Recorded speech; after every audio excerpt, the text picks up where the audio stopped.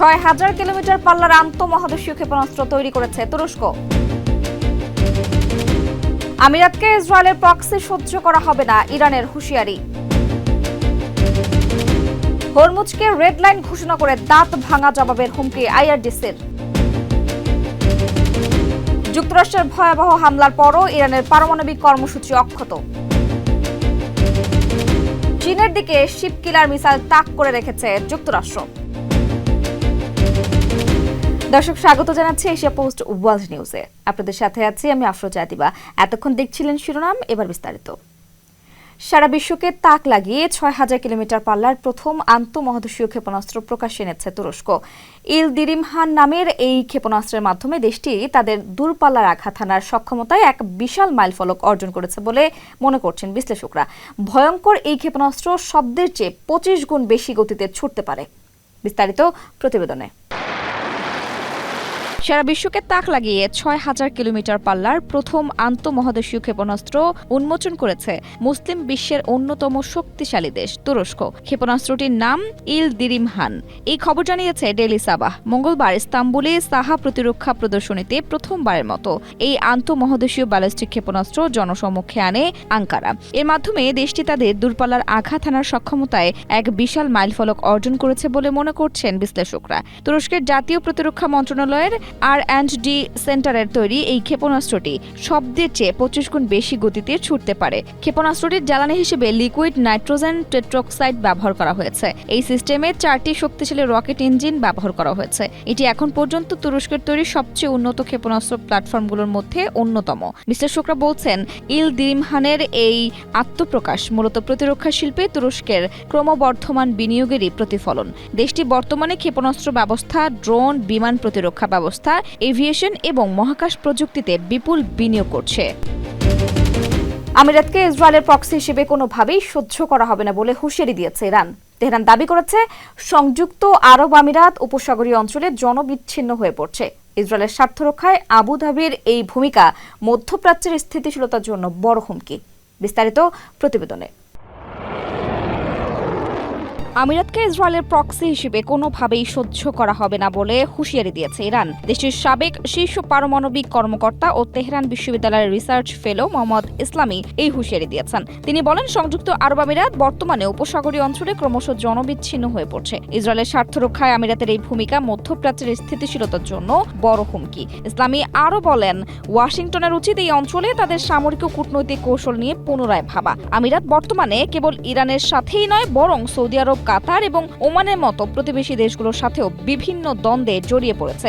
এই বহুমুখী সংঘাত তাদের আঞ্চলিক অবস্থানকে দুর্বল করে দিচ্ছে বলেও দাবি করেন ইরানি এই কর্মকর্তা। বিশ্ব অর্থনীতির বর্তমান নাজুক পরিস্থিতির কথা স্মরণ করিয়ে দিয়ে মোহাম্মদ ইসলামি বলেন, বিশ্ব অর্থনীতি এখন রক্তক্ষরণ প্রত্যক্ষ করছে। এজন্য চলমান যুদ্ধ নিয়ে নিজেদের কৌশলের অবস্থান সম্পর্কে যুক্তরাষ্ট্রের আরও গভীরভাবে চিন্তা করা উচিত। তেহরান এখনও কূটনৈতিক সমাধান চায় উল্লেখ করে তিনি বলেন, ইরানিরা রাজনৈতিক সমঝোতার কথা ভাবছে, কিন্তু কোনোভাবেই চাপের মুখে নতি স্বীকার করবে না।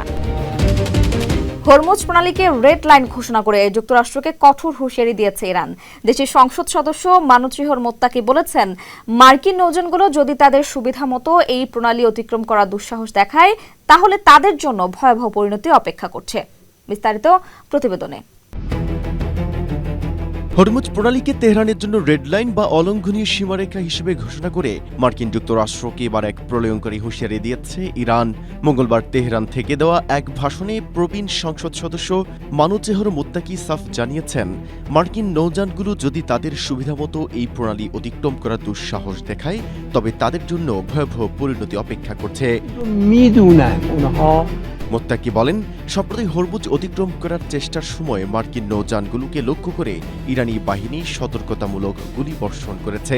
তিনি অত্যন্ত কঠোর ভাষায় বলেন, এবার গুলিগুলো তাদের কাছাকাছি লেগেছে, কিন্তু যদি তারা পুনরায় এমন ধৃষ্টতা দেখায়, তবে এবার আর সতর্কতা নয়, সরাসরি বুকে গুলি চালানো হবে। মোত্তাকি স্পষ্ট করে বলেন, ইরান আরেকটি যুদ্ধের বিনিময়েও হরমুজ প্রণালীর নিয়ন্ত্রণ ছাড়বে না। ইরানি এই সংসদ সদস্য আরও উল্লেখ করেন, ইরান ইচ্ছা করেই বিশ্ব তেলের বাজার অচল করতে চায় না, তবে তারা নিজেদের সার্বভৌমত্ব রক্ষায় বদ্ধপরিকর। ওয়াশিংটনের জন্য পরামর্শ হিসেবে তিনি বলেন, পরাজয় ঘোষণা করারও প্রয়োজন নেই, স্রেফ এই অন্যায় যুদ্ধ থেকে সরে আসাই হবে আমেরিকার জন্য বুদ্ধিমানের কাজ। বিশ্লেষকদের দাবি, ডোনাল্ড ট্রাম্পের ঘোষিত অবরোধ এবং তেহরানের এই আঙ্গুল ট্রিগারে রাখার অনড় অবস্থান মধ্যপ্রাচ্যের জলসীমাকে এখন এক অগ্নিগর্ভ পরিস্থিতিতে পরিণত করেছে। মেহেদী হাসান, এশিয়া পোস্ট। যুক্তরাষ্ট্র ও ইসরায়েলের ব্যাপক হামলার পরও ইরানের পারমাণবিক কর্মসূচির মূল সক্ষমতা এখনো অক্ষত রয়েছে। মার্কিন গোয়েন্দা সংস্থাগুলোর রিপোর্টে চাঞ্চল্যকর এই তথ্য উঠে এসেছে। তারা জানিয়েছে, গেল 2 মাসের যুদ্ধে একের পর এক হামলা হলেও ইরানের পারমাণবিক বোমা তৈরির জন্য প্রয়োজনীয় সময়সীমার খুব একটা পরিবর্তন হয়নি। তেহরান যদি এখনো পারমাণবিক বোমা তৈরির সিদ্ধান্ত নেয়, তবে তারা আগের মতোই দ্রুততম সময়ে তা করতে সক্ষম। বিস্তারিত প্রতিবেদনে। যুক্তরাষ্ট্র ও ইসরায়েলের ব্যাপক হামলার পরও ইরানের পারমাণবিক কর্মসূচির মূল সক্ষমতা এখনো অক্ষত রয়েছে। মার্কিন গোয়েন্দা সংস্থাগুলোর রিপোর্টে চাঞ্চল্যকর এই তথ্য উঠে এসেছে। মার্কিন গোয়েন্দা সংস্থাগুলো জানিয়েছে, গেল 2 মাসের যুদ্ধে একের পর এক হামলা হলেও ইরানের পারমাণবিক বোমা তৈরির জন্য প্রয়োজনীয় সময়সীমা খুব একটা পরিবর্তন হয়নি। অর্থাৎ ইরান যদি এখন পারমাণবিক বোমা তৈরির সিদ্ধান্ত নেয়, তবে তারা আগের মতোই দ্রুততম সময়ে তা করতে সক্ষম। ইরানের পারমাণবিক স্থাপনাগুলোর অবস্থানের কারণেই মূলত এমনটা সম্ভব হয়েছে বলে দাবি করছে মার্কিন গোয়েন্দারা। তাদের প্রতিবেদনে আরও উল্লেখ করা হয়েছে, ইরানের অধিকাংশ গুরুত্বপূর্ণ স্থাপনা ও সমৃদ্ধ ইউরেনিয়ামের মজুদ মাটির অনেক গভীরে টানেলের ভেতরে রাখা হয়েছে, যা প্রথাগত বিমান হামলায় পুরোপুরি ধ্বংস করা কঠিন। এছাড়া সাম্প্রতিক হামলাগুলোতে মূলত ইরানের সামরিক অবকাঠামো এবং প্রতিরক্ষা শিল্পের ওপর বেশি জোর দেওয়া হয়েছিল। বর্তমানে ইরানের কাছে প্রায় 440 কেজি 60% সমৃদ্ধ ইউরেনিয়াম আছে। আন্তর্জাতিক পরমাণু শক্তি সংস্থা বা IAEA এবং মার্কিন কর্মকর্তাদের মতে, এই পরিমাণ ইউরেনিয়াম আরও সমৃদ্ধ করলে একাধিক পারমাণবিক অস্ত্র তৈরি করা সম্ভব। ইন্দো প্যাসিফিক অঞ্চলে চীনের ক্রমবর্ধমান প্রভাব খর্ব করতে প্রিসিশন স্ট্রাইক মিসাইলের নতুন সংস্করণ সামনে এনেছে যুক্তরাষ্ট্র। ইনক্রিমেন্ট 4 নামের এই শিপ কিলার ব্যালিস্টিক ক্ষেপণাস্ত্র প্রায় 1000 কিলোমিটার দূরের লক্ষ্যবস্তুতে নিখুঁতভাবে আঘাত হানতে সক্ষম। প্রশান্ত মহাসাগরীয় অঞ্চলে ড্রাগনকে ঘেরাও করতে এই মিসাইল মার্কিন বাহিনীর অন্যতম বড় গেম চেঞ্জার হতে পারে বলে মনে করছে পেন্টাগন। বিস্তারিত প্রতিবেদনে।